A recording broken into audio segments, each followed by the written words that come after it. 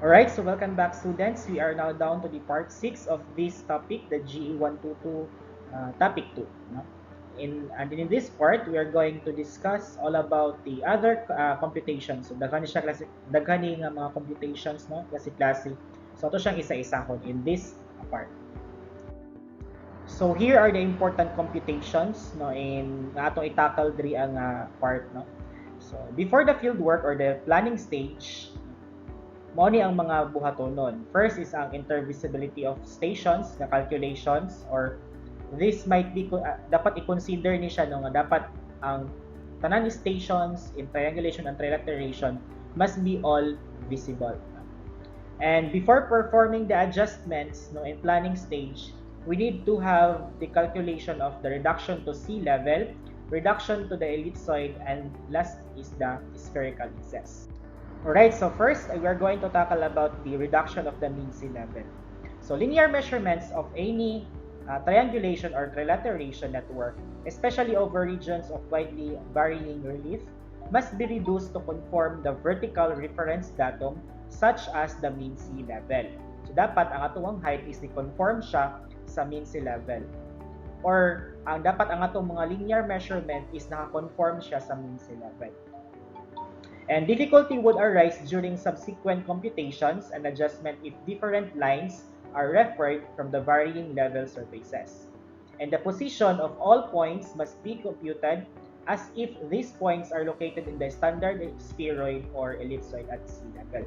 So, nga ang iyahang forma no, sa ato ang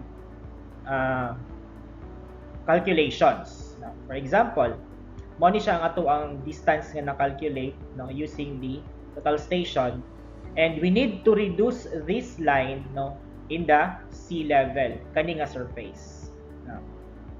So naatay D and ato siyang reduce into the sea level surface, and this is the radius of the earth no, and kanila nga part kani siya is mo na siya ang height nga ato ang na hibaw-an or kanang height, orthometric height, to be exact. Satisfactory closure of this figure would only be attained if one standard datum is being used. Alright, so for this figure, no, nga ato ang gidiscuss sa ganina, so kaning station A and station B are the 2 points, no, in the surface of the Earth is naa siya distance. No? Naa siya distance, and ato siyang again, mao ni siya ang distance at sea level kani. So this is the distance minus the c or kanang tawag nato nga correction. And ang kani nga value is mao ni siya ang height or ang kanang atong nahibawan nga height at mean sea level. And we have here the radius from the earth sea level kani, mao ni siya ang radius. And mura man siya kibali mao ni siya ang mean sa earth or mean siya sa topography with respect to the topography of the land. And na siya h, so nisaka siya kibali no sa mean na topography sa earth, and na siya height. So therefore from the point B padulong diri sa center sa earth no, is we have this r plus h.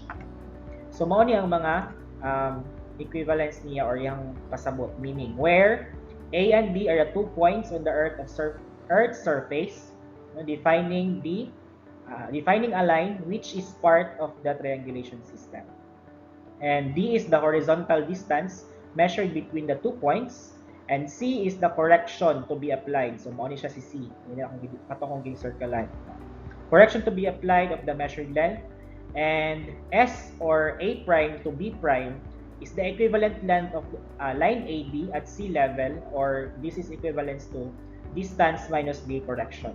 And H is the average elevation above sea level of the 2 points, and R is the average radius of the curvature of the Earth at the vicinity of the line AB.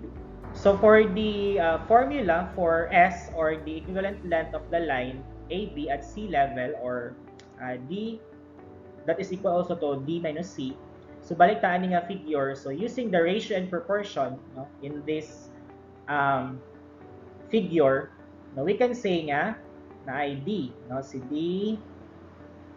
So, iya pong equivalent dayon nga radius, no? So, atong buhaton ang ratio and proportion. So, na ay distance all over iyahang radius. So, that's equal to R plus H, no? Plus H. That is also equal to, kung kanina po dato ang tanawon with respect to the sea level, kani siya.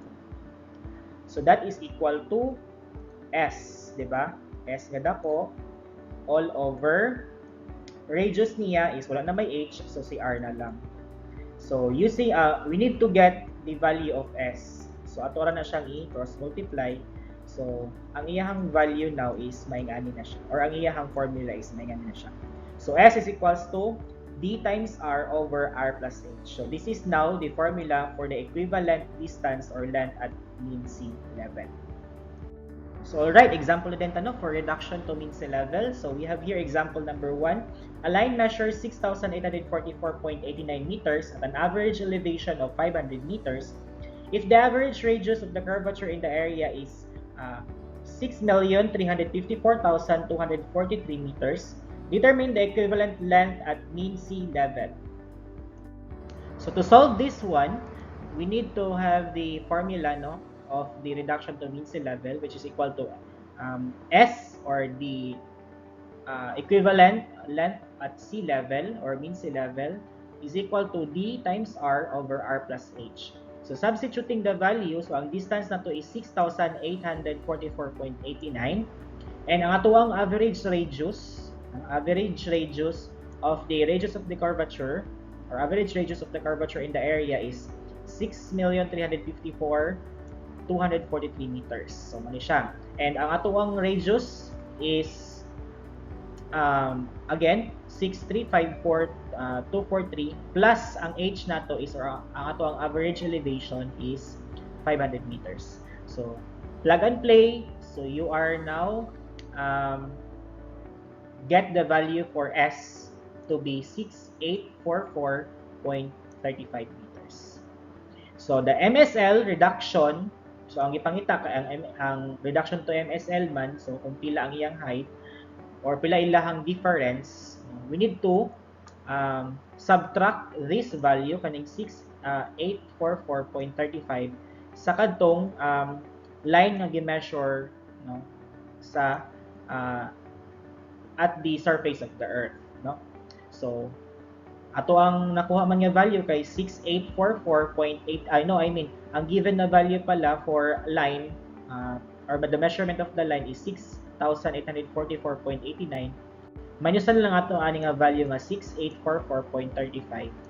So, ang iyang reduction or ang iyang MSL reduction is 0.54 meters. Na? Another example is the elevation above mean sea level of two endpoints of the line of a trilateration network as determined by differential leveling are 3,615.34 meters and 3,612.52 meters respectively. Determine the mean sea level length of the line if it is measured to be 4,128.55 using an ADM. Alright, so to solve, let's go back to the formula, which is S is equals to dr over r plus h. So in our case here, no, ang atuang distance or ang d is 4,128.55 meters, and we have here the r, which is the 6,367,349 meters. So na siya to i-substitute. Then, for R, sa denominator is, i-copy lang nato siya, 6,367 and 349 meters, no? Plus, in this case, duha ang gihatag nga elevation, no? Si 3,615.34 o si 3,612.52 meters. But let us recall that H here is the average elevation of the location, no? So, since kay duha may gihatag sa tuwa nga elevation, we're going to get the average. Mo na siyang naatay 3,615.34 plus 3,612.52 divided by 2. So, mo na siya ang ato ang H na gamiton. So, ato lang siyang input sa calculator, then we can have the value of S to be 4,126.21 meters. So, muna ni karon ang iyahang length na equivalent in the mean sea level. And to get the MSL reduction, we're going to get the difference of the line measured at the surface of the Earth, which is 4,128.55 minus the equivalent o line equivalent at mean sea level nga atong nakuha sa ato ang solution, which is 4,126.21. So kung ato siyang i-minus, we can have this 2.34 meters nga MSL reduction. Alright, so next calculation or computations na atong i-discuss is ang reduction to ellipsoid. So a control networks extending over a large areas must be reduced, must be reduced to a surface of ellipsoid. So since we are dealing with the horizontal coordinates atong i-establish in a specific area, so kung again balik ta sa ato ang sa inyong knowledge about geometric geodesy, nga pag horizontal controls ang atong i-establish, specifically the horizontal coordinates, we need the model of the Earth nga ellipsoid.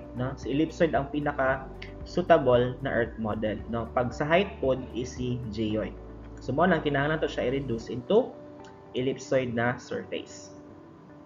This will ensure that the curvature of the Earth and the geospheroidal shape of the Earth at sea level are taken into account. So mo ni siya ang iyang pinaka main nga reason nga nung i-reduce na to siya into ellipsoid.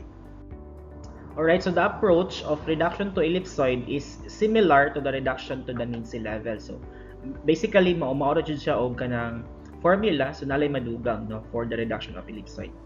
So the measured or calculated distance between the stations in triangulation or a trilateration networks are reduced from a horizontal plane distances into ellipsoidal or the geodetic distances.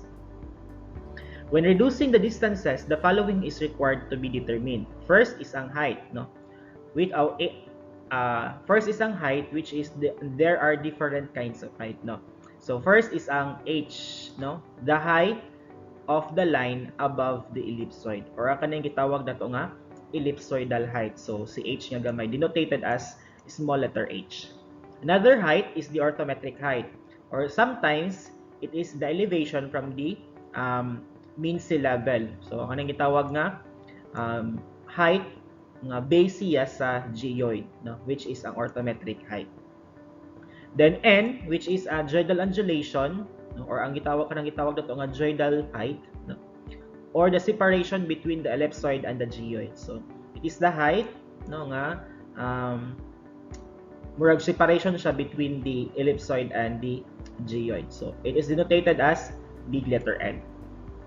And we have also R, or the radius of curvature of the surface of the ellipsoid at the vicinity of the lines or points. So these factors or these parameters is dapat nato siyang mahibaw-an enable for us to solve the reduction to ellipsoid.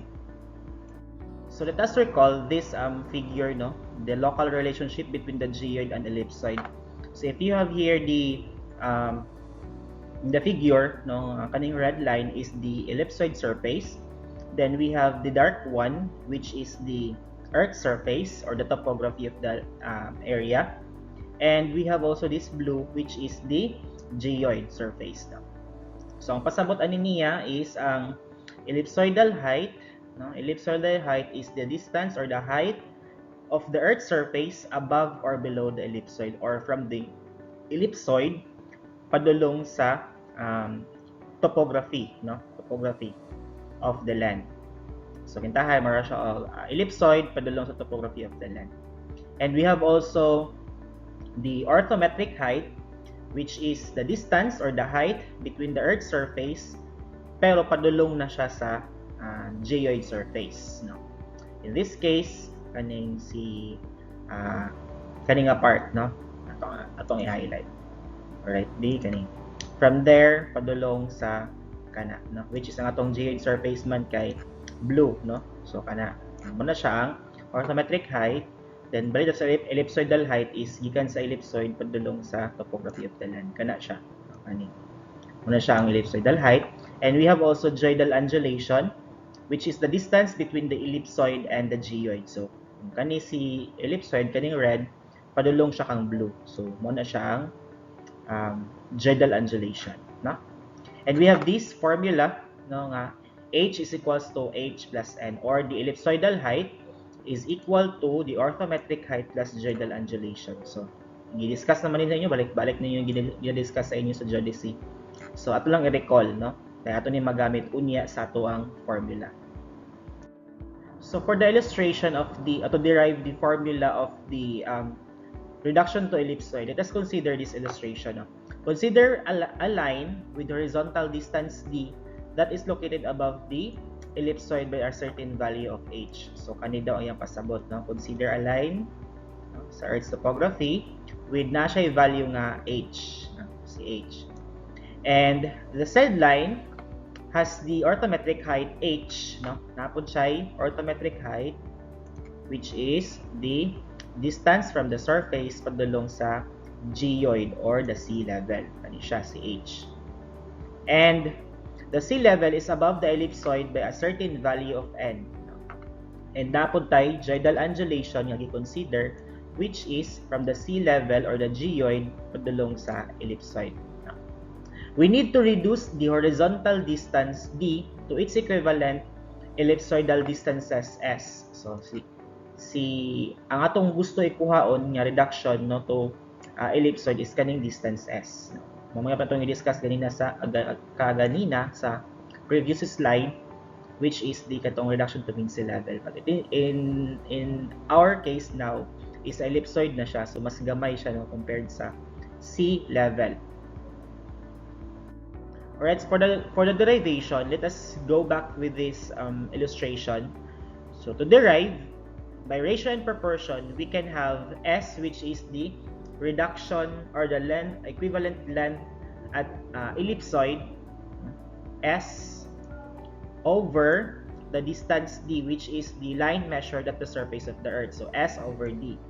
And for the radius S, no, so ang katumbas man ni S, no, is ang radius sa Earth divided by for the distance or the measured distance in the Earth's surface is dugangan lang siya og h, which is ang ellipsoidal height. So mo ni siya r over r plus h. So ato lang kuhaon si S, no?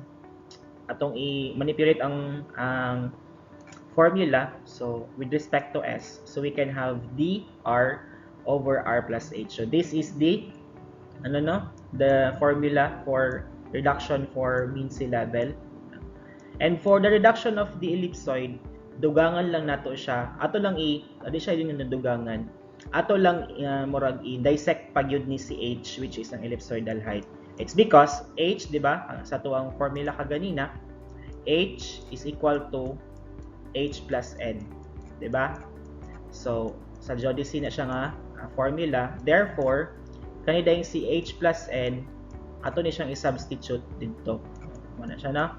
Di ba kani is h ni siya. So for reduction of the ellipsoid, we can have this formula S is equals to d times r over r plus h nga dako, which is ang orthometric height, plus geoidal undulation nga n. So where the S is the ellipsoidal or geodetic distance, and d is equal to measured horizontal distance, r is equal to radius of the curvature for the surface of the ellipsoid, h is the height for the line above the ellipsoid. So let us all remember h is equals to h na h na dako plus n na dako, or ellipsoidal height is equals to orthometric height plus geoidal undulation. Alright, so let's have an example for the reduction to ellipsoid. For example number 1, the horizontal distance between stations A and B, measured by an EDM and already corrected for atmospheric conditions and all systematic errors, was found out to be 17,690.82 meters.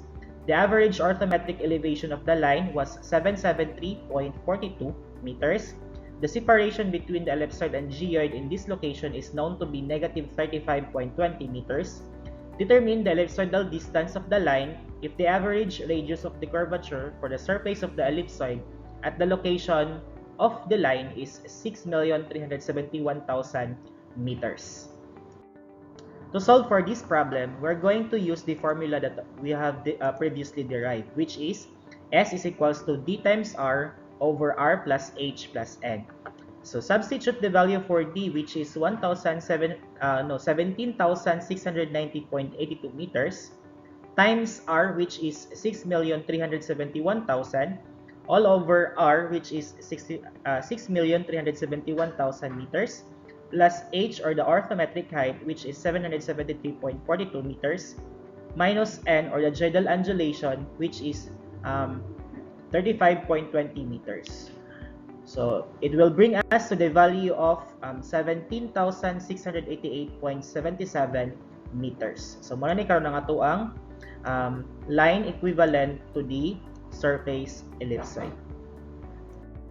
Another example, the horizontal distance between the triangulation stations A and B is known to be 37,680.90 meters. What would be the equivalent ellipsoidal distance in the Clark 1866 ellipsoid if the ellipsoidal height at the vicinity of the station is 72.46 meters? The radius of the curvature is 6,367,000 meters. To solve, let us go back to the formula of the reduction to ellipsoid, which is S is equals to D times R all over R plus H plus N. Substitute the value for D, which is 37,680.90 meters, times the radius of the curvature to be 6,367,000 meters, all over R, again, which is 6,367,000 meters. But in this case, sa ato ang gihatag nga problem, ang iyan ang given is ang ellipsoidal height, which means to say that is the H, or small letter H. So since H, or the ellipsoidal height, is equal to H plus N, or the orthometric plus geodal undulation, so automatically this value nga 72.46 meter is now the value for H plus N. So therefore, mo nang ang atong gi-add diri karon is ang 72.46 meters na lang. And you're going to plug in your calculator, we're going to have a value of 37,680.47 meters. So mo na ni karon ang equivalent niya nga distance at ellipsoid. Another computations for this part is the spherical excess. When a triangulation and trilateration are conducted over a very large area, for example in a countrywide survey, where the triangles are sufficiently large in sizes, there is a need to account the Earth's curvature. And the calculations should be performed wherein the triangles is considered to be spherical. For example, the triangulation or the trilateration network should be solved as a series of spherical triangles. For a triangles with very long sides, it will be expected that the sum of the horizontal angles would be larger than 180 degrees. For example, in this figure, so the angle A plus angle B and angle C is always be greater than 180 degrees. The reason for that is the angles are measured not in the parallel planes but in the plane perpendicular to the direction of the gravity at the position of the station. This excess is what we call the spherical excess. For the calculation of a spherical excess, it is merely dependent on the first is the area of the triangle, second is the latitudes of the vertices. For example, in the triangulation stations. So spherical excess is approximately 1 second for every 196 kilometers squared. And to account for the spherical excess, it is divided between the three angles of the triangle, and then the value is subtracted for the measured angles. Corrections for the spherical excess should be done before performing, take note of this one, before performing the calculations such as the figure adjustments. So before ta mag-calculate atong gipang discuss sa ganina such as figure adjustments, dapat i-perform sa ni si spherical excess. This removes a systematic error that would otherwise be treated like an accidental error. So the spherical excess can be calculated as follows. So it is denoted as a small letter e, and it is always expressed in terms of seconds. So E is equals to area of the triangle over r squared, or the radius of the curvature of the earth, times sine of 1 second, where A is the area of the spherical triangle, and area is equal to 1/2 B times C times the sine of angle A, where B and C and A are the two sides and the included angle of the spherical triangle. So let's have an example for a spherical excess computation. Given on the right are the interior angles and measured length of the sides in the triangle ABC. So here is the given angle A, which is equal to 58 degrees, 30 minutes and 30 seconds. Angle B to be 64 degrees, 17 minutes and 25 seconds. And angle C to be 57 degrees, 12 minutes and 17 seconds. And na given nga distance C to be 36,285.55 meters. Assuming that the average radius of the curvature is 6,372,000 meters, determine the following. First is the spherical excess in a triangle, and second is the values of the angles corrected for spherical excess. To solve for the spherical excess computation, let's go back to this equation that E is equals to area over r squared sine of 1 second. And also the area will be get using this formula 1/2 B times C sine of the angle A. And since kay si distance C is given and si angle A is also given, we need to determine the value of this side B. And to get that, we're going to use the sine law.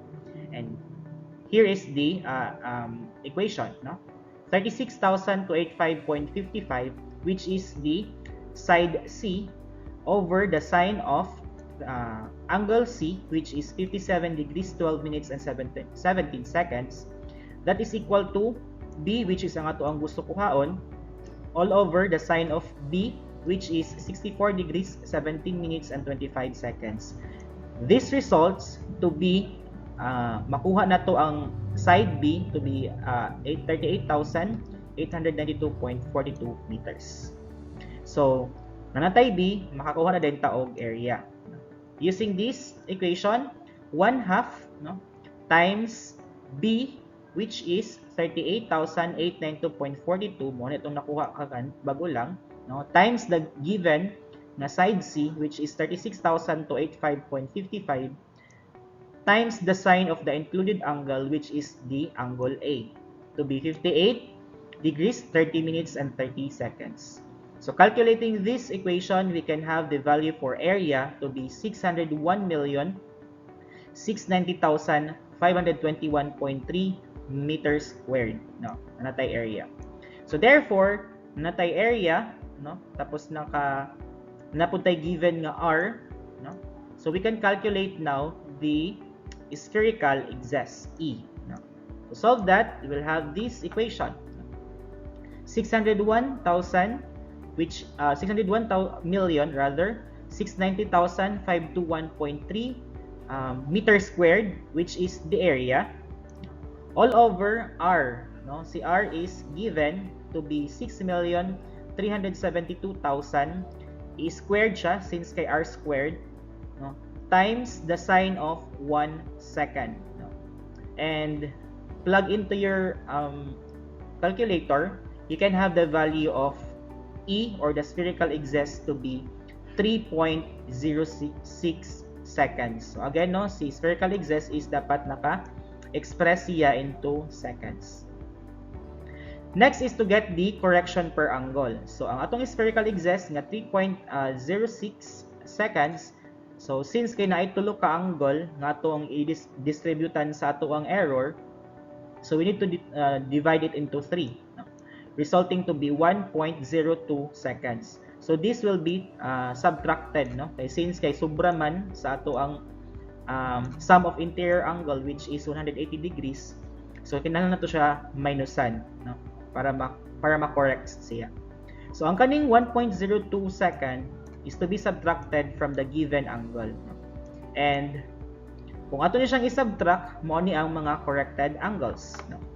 For angle A, we will be having a value of 58 degrees, 30 minutes, and 28.98 seconds. For B, 64 degrees, 17 minutes, and 23.98 seconds. And for C, 57 degrees, 12 minutes, and 15.98 seconds. So now, we're going to get the total of these three angles, no? Kung ma-check mo na to kung 180 degrees ba gid siya. And calculating the sum of these three angles, we can have a total of 180 degrees and naa siya 8.94 seconds, no? So ngano na sobra nga 8.94 seconds. So please take note that this 8.94 seconds can be considered as random, and this will be corrected during your figure adjustments. Next computation that we are going to calculate in this part is the intervisibility of stations. Now, considering that this is the figure on the right side, intervisibility of the station is a very important consideration in triangulation and trilaterations. For a very long distances, the line of sight of one station to the next is greatly affected by, first is the Earth's curvature and the atmospheric corrections. From this figure, we can let that the distance O to A is the radius of the Earth, no, or the R. No? And we're going to let the AD, ED, no, distance ED, kani siya, to be C, or the correction for the Earth's curvature. And using the Pythagorean theorem, we can say that CR squared, kani CR squared, plus A squared, kani A squared is equal to, since kung radius na diha kani pod si D padulong kang O is also Earth's radius. So mao nito ang hypotenuse, that is R plus C squared, no, since kay Pythagorean theorem siya. Then this equation will be mahimo siyang inganing forma by using the mathematical manipulations. Equal na siya to R squared plus AA squared times is equal to R squared plus 2RC plus C squared. And this equation will then be simplified if we are going to get in terms of C, or the correction of the Earth's curvature. Mahimo na lang siyang C is equals to AA squared over 2R plus C. But since C, or the correction for the Earth's curvature, is very small compared to the radius, or the Earth radius, it can be neglected in the denominator such that kani nga equation is mahimo na siyang kani C is equals to A squared plus all over 2R. No? And we are going to let this AE into K, which is the distance in kilometer. Kung si K ni siya, and we're going to assume that the R is equal to 6371. So mahimo na siyang C is equal to K over 2R. No? I-substitute na to ang value sa radius to be 6371 kilometers. Si C karon is mahimo na siyang 0.0785 K squared. No? K squared. So, muna ni karon ang value sa C in terms of meters with respect to K, or the distance, which is ang distance in kilometers. Let us all take note that C is always dependent on the value of R, or the radius being used. For the effects of atmospheric refraction bends the light slightly downwards. This bending of light tends to diminish the effect of the curvature by approximately 14%. So we are going to let now the C and R, or the curvature and refraction, this is the combined effects of curvature and refraction. So atong i-let nga si curvature and refraction to be C and R. So from this figure in the right side, si C and R is si distance B to D, no? Kani siya nga line, no? And we're going to let, no, K, or the distance in kilometers, and assume that the radius is equal to 6371 kilometers. Therefore, ang atong formula kaganina, di ba, is curvature is equals to 0.0785 kilometers. Or K squared pala, K squared. So since kay naman siya effect of the curvature and refraction nga 14%, mao na ang ato ang curvature and refraction nga equation will be now 1 minus 0.14, which is ang 14% ni nga effect for the curvature and refraction, times 0.0785 K squared. So mahimo na siyang curvature and refraction to be 0.0675 K squared, where K is the distance in kilometers. And let us all take note that curvature and refraction is always dependent on the value of the radius being used. Now, what has this got to do with the intervisibility of the stations? Consider two stations A and B located on the hill, no? And the two stations are far away from each other at a distance that the effect of Earth's curvature and atmospheric correction cannot be ignored. Between the stations is a structure. For example, in the center or the middle of the stations A and B, there is another hill. So we are going to denote that as point C. No? That could be a possible obstruction of the line of sight, or LOS, from A to B or B to A. If two stations will be utilized for triangulation or trilateration, will they be intervisible to each other? Let's consider the visibility of the stations B from A. Based on the previous discussion that we have discussed from the previous slides, we can draw a horizontal line that is tangent to the station A. This line is the ideal line of sight from the station A. We can also draw a level line from station A, and this line is a constant elevation with same elevation as A or station A, and essentially follows the Earth's curvature. But due to the effects of the Earth's curvature and refraction, the ideal line of sight will be curved downwards. So this is now the actual line of sight, in red. So this is now the actual line of sight from the station A. Instead of horizontal, so di ba mo ni ang ideal, this one, so mo ni ang ideal, but due to the Earth's curvature and refraction, so mo na ni karon ang actual line of sight from station A. Assuming that the radius of the Earth is equal to 6,371 kilometers, and the distance from the actual line of sight to the level line is equal to curvature and refraction is equal to 0.0675 times d squared, where the d is the distance from the station A, and that is expressed in kilometers. Now, let us create another line corresponding to the line of sight from station A.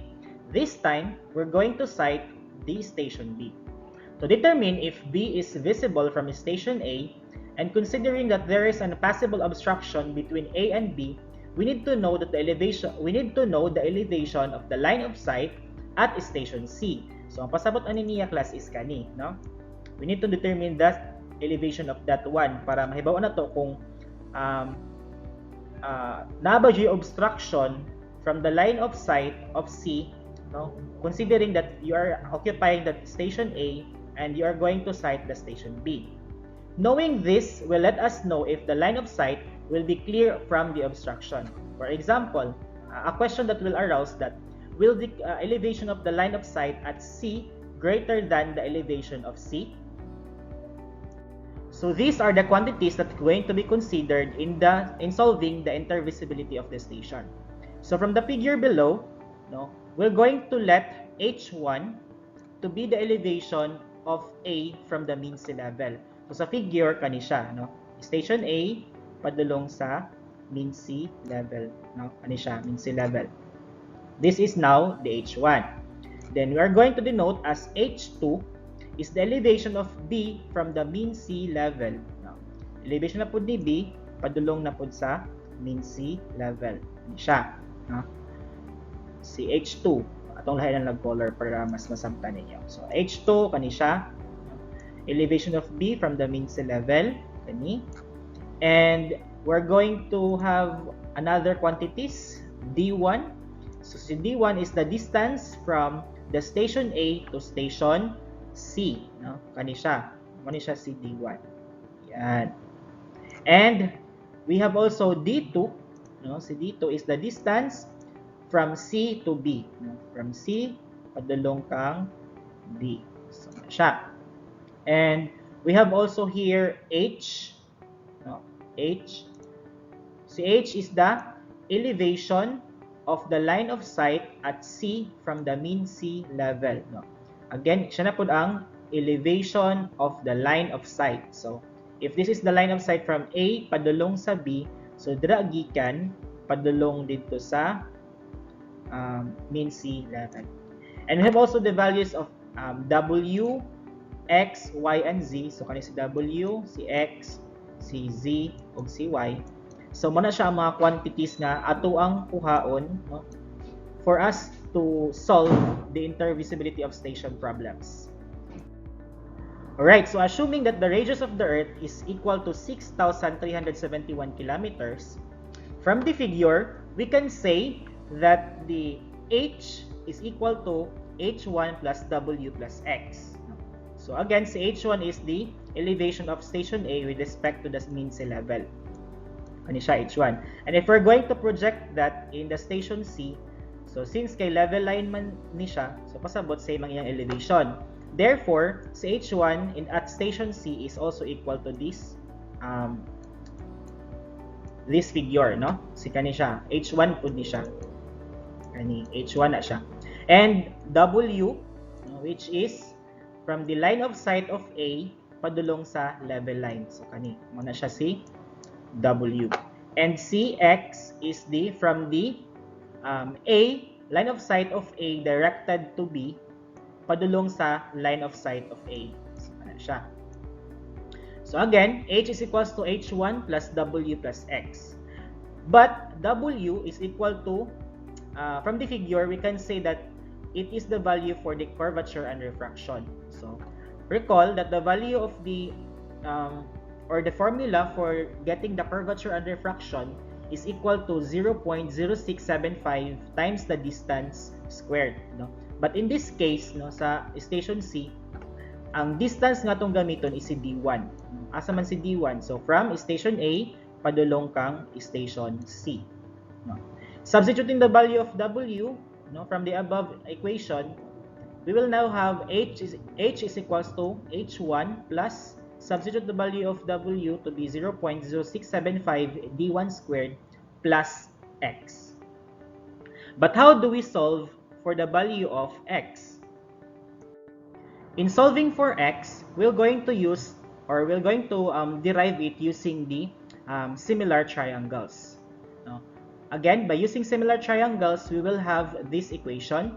X, man si X na ra. Ano siya? Distance from the line of sight of A directed to B, taman sa line of sight from station A. So X over distance 1. So ano siya? No? From station A to station C. Si X padulong si X over D1. Ano siya? And also is equal to Z na pod kanina pong sa sa station B, si Z all over kani nga distance, kani. So that is equal to D1 plus D2. So therefore atong equation karon is X1 or X over D1 is equal to Z all over D1 plus D2. But in our figure, we can say that si Z is equal to H2 minus the quantity of H1 plus Y. So asa na siya gikan? Again, let's recall that the H1 is the height from the station A padulong sa mean sea level, no? So, ang H1 na siya at station C na pod, ang atong H1 is kani, no? Muna siya ang H1. And if we're going to project that also in the station B, we can say that H1 is kani. No? This is also H1. So, solving for Z, no, is equal to H2, nara sa H2, which is gikan siya sa elevation siya ni B with respect to mean sea level. Si H2, minus na nato siya quantity ni H1 plus Y. Nara si Y. Ano eh? Kung ato na siyang i-add, i-minus nato sa H2, therefore, ang mabilin is si Z na lang.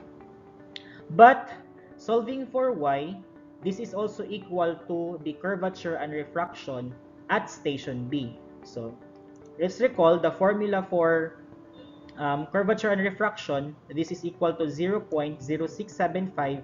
But in this case, ang ato ang distance, di ba, d squared. So, ang atong distance na gamiton is the distance from station A padulong sa station B, which is, that is equal to D1, D1, i-plus nato sa D2.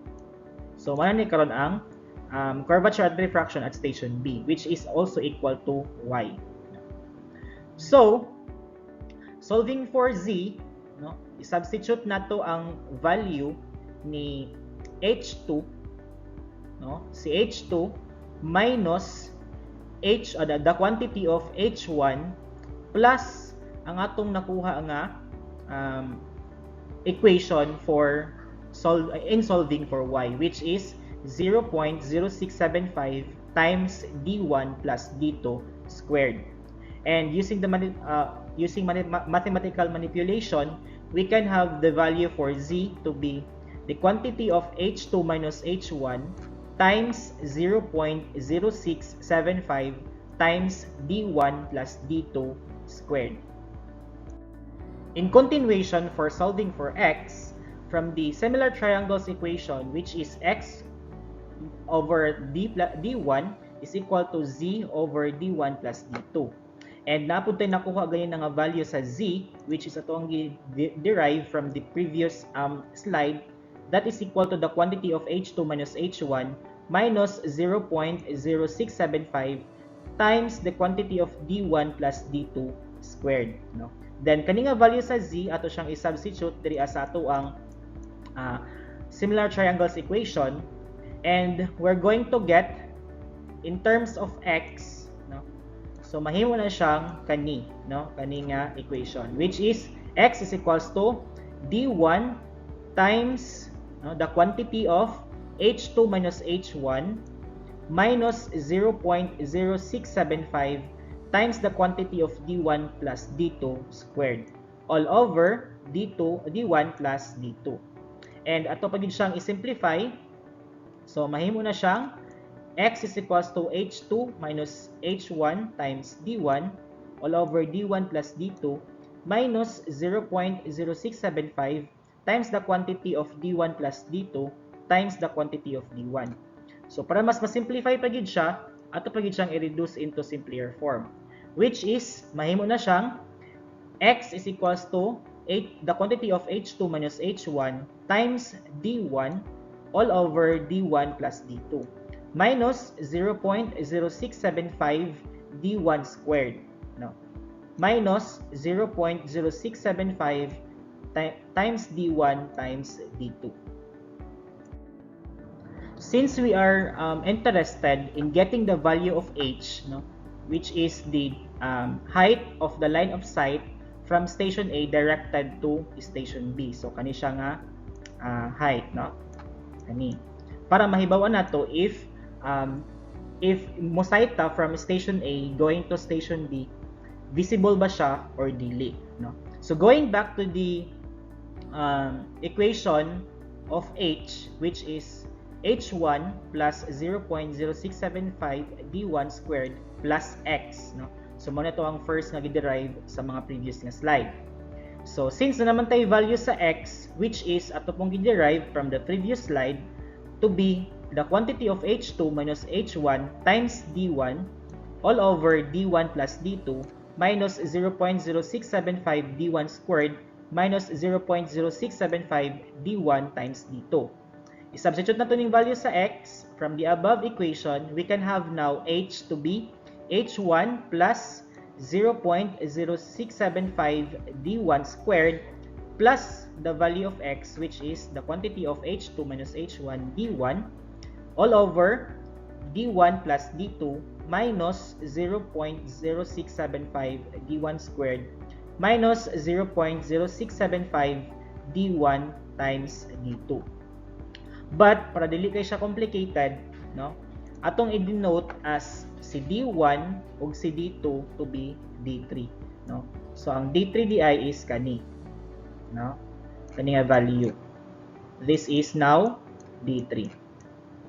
So we're going to simplify the equation. We will now have h is equals to h1 plus the quantity of h2 minus h1 times d1 all over d3, no, which is equal to d1 plus d2, no, minus 0.0675 times d1 times d2. In this case, no, please take note nga ang kaning equation, this was derived assuming that the Earth radius is 6371 kilometers. So if we are going to solve for h, no, gamit ang equation nga to na derived from the previous slide, please take note that if h is greater than the h3, then a and b are intervisible. And if h is less than the height or h3, then a and b are not intervisible. So para mahibawan na ito na siya, so we are going to get the value of HO, no? So HO is the height of obstruction. So ang iyahang diri sa figure, no, makita nato ang HO is from elevation of C, no, in terms of the mean sea level padulong sa line of sight from A directed to B. So mo na siya si HO. Alright, so let's have an example in the intervisibility problem. So first problem, it states here that shown on the right is the hill-shaded elevation map of the portion of northern Mindanao. It is planned to establish a triangulation stations A and B. However, between A and B, there is a potential obstruction which is the station C. Based on the given data, and assuming that the radius of the Earth is 6,371 km, determine if A and B are intervisible, and if not, what is the height of the obstruction. Note that the distances between the stations are already reduced to their lengths in the mean sea level. So from this figure, we can say na mao ni si station A and naapod diya si station B. Mao ni siyang station A, station B, and there is a potential obstruction at station C. And to get the profile of that elevation, we can have this one. No? Elevation at A, which is equal to 2,006 meters. Elevation at B, 2,149 meters. And for elevation at C is 2,121 meters. And na siya distance from A to C, which is 34.395 kilometers, and distance from C to B, which is 24.792 kilometers. So to solve for the intervisibility problem number 1, and from the given figure, no, H1 is equal to 2,006 meters and H2 is equal to 2,149 meters, and CH3 is equal to 2,121 meters. And also, we have distance 1 to be 34.395 kilometers, and distance 2 is equal to 24.792 kilometers. And also, we need to get, no, directly, or we can get directly the value of D3 or the distance 3, which is equal to D1 plus D2. So kung ato nang i-add si D1 o si D2, we can have the value of 59.187 kilometers which is also the D3. No? So solving for the intervisibility problem, we're going to go back to this equation to get the value of H, which is equal to H1 plus the quantity of H2 minus H1 times D1 all over D3 minus 0.0675 D1 times D2. So we need to ato lang i-substitute ang mga values nga given. So I guess wala man siguro need nga kuhaon pa. So plug and play lang siya. So ang answer for H, or we have the value of H to be 2,031.54 meters. And again, since mas dako si H3 kaysa kang H, therefore, the line of sight of A directed to B is obstructed, or dili siya makita, no? Or dili siya visible, no? Hence, A and B are not intervisible. So, muna kong ipasabot kanina. So, we need to get the height of obstruction, or dapat mahibaw na to kung dili siya visible, pila di ay ang height nga nag-obstruct, no? Sa line of sight from A to B. So, height of obstruction, or HO, is equal to the height of H3 pala, H3 minus nakuha na to nga value for H. No? We have the value of H3 to be 2,121 meters minus nakuha na to nga value for H, which is 2,031.54.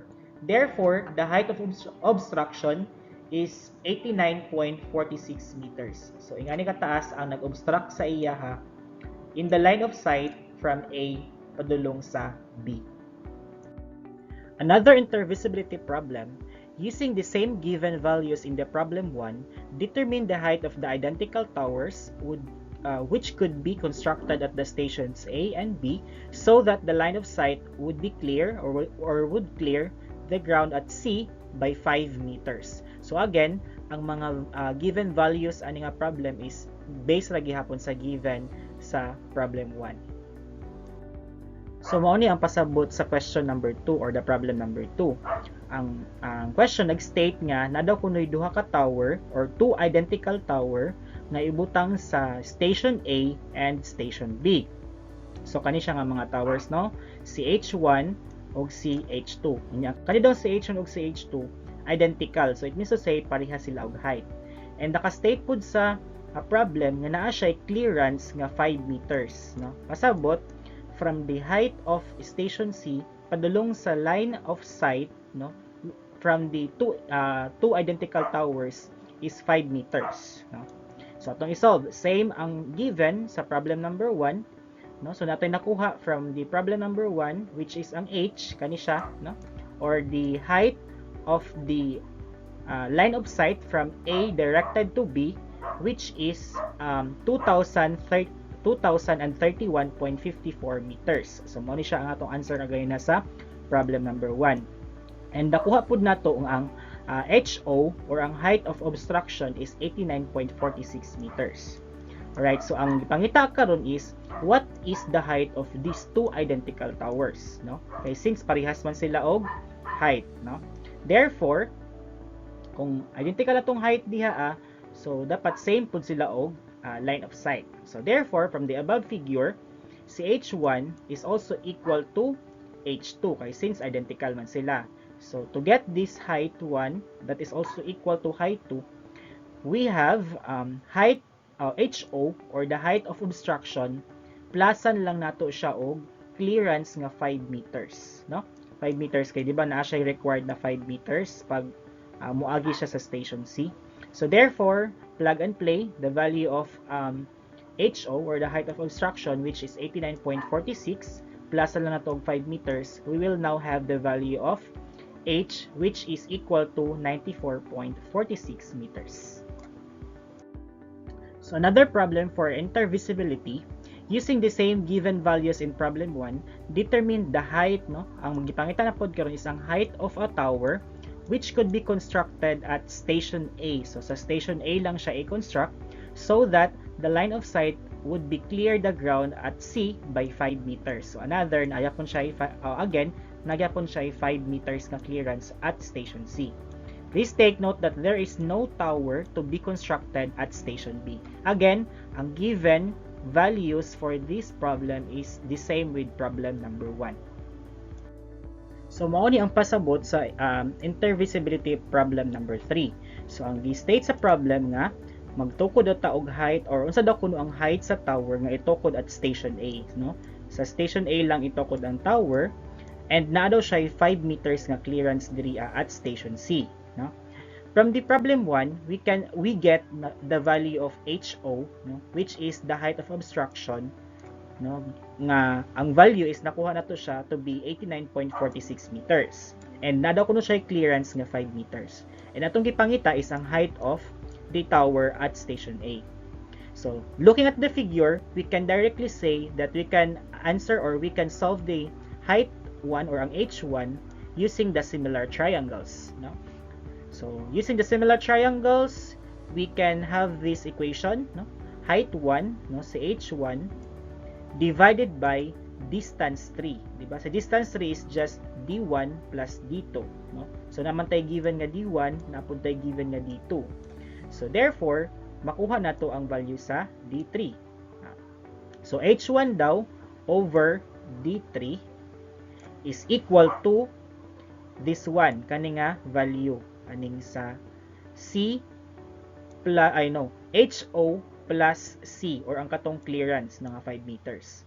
So, naatay HO which given na siya sa ato ang nakuha na to na siya kaganina sa problem number 1 which is 89.46 plus C nga clearance nga 5 meters. And ato na siyang i-divide or ato siyang i-over into D2 which is ang distance from C, station C, padulong sa station B. So again, similar triangles, H1 over D3, then C plus HO over D2. No? So since na natay given nga D3, HO, ug ang C which is ang clearance nga 5 meters, naapod tay given nga D2. So we need to get the value for H1. So by mathematical manipulation, we can have or we can simplify the equation into H1 is equal to HO plus C times D3 over D2, which is 89.46 plus 5 times 59.187 over 24.792 meters. So, kung ato na siyang i-calculator, we can have the value for H1 or the height of the tower at station A to be H1 is equal to 225.51 meters. So, muna ni karon ang value sa or muna ni karon ang height sa tower, no? Height sa tower at station A. Another intervisibility problem using the same given values in problem 1. Again, ang mga values nga atong gamiton ani nga problem is again from problem 1. Determine the height of the tower which could be constructed on station B. So at this time, kani nga problem sa problem 4, ibutang na pud nato ang tower sa station B so that the line of sight would be clear the ground at C by 5 meters. So again, naagya po 5 meter nga clearance at station C. Just take note that no tower is to be constructed at station A. So yung ani ang gustong mahitabo sa atong problem number 4. So in problem number 4, it states there nga ang tower is ato siyang ibutang sa station B. So kani siya with a specific height nga atong i-determine which is H2. And naay siya HO or height of obstruction which is ato ni siyang nakuha kaganina sa pag-solve na to sa problem number 1. And again, naagya pun siya 5 meters nga clearance, no, at station C. No. Again, from problem number 1, we have this value 89.46 which is mo na siya ang height of obstruction, no. And same with the problem number 3, we're going to calculate the height 2 or the height of the tower at station B using similar triangles. No. Using similar triangles, we can have this formula or we can have this equation. So H2, no, over D3, no, kani siya nga distance. So H2 over D3, and in this part na pod, no, which is HO plus C, no, HO plus C over distance 1. So kanina po siya nga triangle. So HO plus C all over distance 1. So we need to get in terms of H2. So by mathematical manipulation, we can have this equation HO plus C times D3 over D1. No? Substitute na to ang value. Sa HO is 89.46 plus clearance or C nga 5 times 59.187, which is the D3, and all over D1 na 34.395 meters. So plug and play sa calculator, we can have the value for H2 or the height of tower at station B to be constructed is 162.55 meters.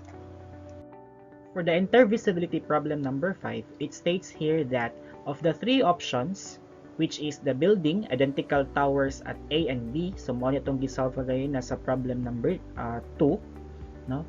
Or lagi, yes, the problem number 2, which is natay duhang ka building na ibutang no, it's not a building, it's a tower, no? Building tower nga i-construct at station A and B. And the second options is the building tower or building a tower at station A only. And the third options is the building of a tower at station B. So the question is, which would be the most logical choice? No? So to answer this question, we need to compare, no, the height of the towers that to be constructed, no? And katong pinaka smallest nga height nga atong i-build sa isa ka location or ang atong i-build na tower, so siya ang pinaka logical nga choice. So first choice is the building a tower which is identical at A and B. So natin nakuha ganin nga value which is ang katong sa H1, no, which is also equal to H2 sa problem number 2 to be 94.46 meters. But since ka-identical man sila, so kaduha ta motukod og tower, no. Kung ato na siyang i-times 2, that's around 188 something, no, meters. So 188 something. And second is we have building a tower only at station A. So ang atong nakuha nga height ganina is 225.51 meters. And the last option is the building a tower at station B. So atong answer sa H kaganina is 162.55. So comparing these three options nga atong nakuha ganina sa pag-calculate sa height sa towers, we can say that the most logical choice would be the building at a single tower at station B, since the required tower would come out to be the less expensive as it is the shortest among the three. Alright, so I'm going to end now the part 6 of this topic, the GE 122 Geodetic Surveying. So keep safe everyone and stay tuned for another video. Good day!